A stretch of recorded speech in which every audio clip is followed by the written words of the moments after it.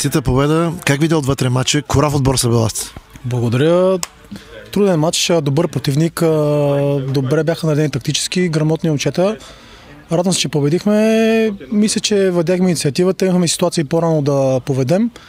Радвам се, че в крайна сметка се поздравихме с 3 точки.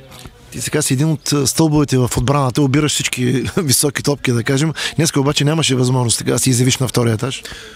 Стара се да помагам с което мога, да, както на втория етаж, така и по земята. Мисля, че за сега добре ми се получават нещата. Помагам с каквото мога на отбора и на по-младите в отбора и се радвам, че отбора върви. Така, първото по време си говорих няколко пъти, нямаше нито един точен удар към двете врати. Случват се и такива мачове. Може би отборите почне малко по-затворено, една идея по-сигурна защита. Футбол.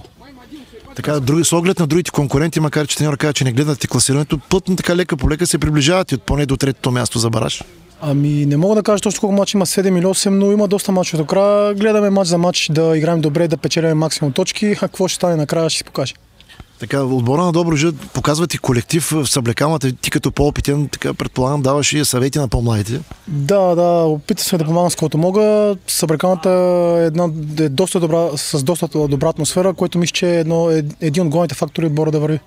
Така, това, че не играете на собствения терен Добруч, а тук на Албена вече условията така не е като да си истински домакин. Така е, да, но терена е няколко идеи по-добре от този в Добрич. Жалкото е, че по-малко хора идват, което няма как да ни се отрази нас футболистите, но се надяваме в най-скоро време да се върнем там и да се чувстваме нещо, както се чувстваме вкъщи. Като цяло има ли някакво напрежение, конкретно поставена цел, която да гонят до последно или каквото се получи? Целта е да играем добър футбол, всеки мач да надграждаме и да печелим максимум точки.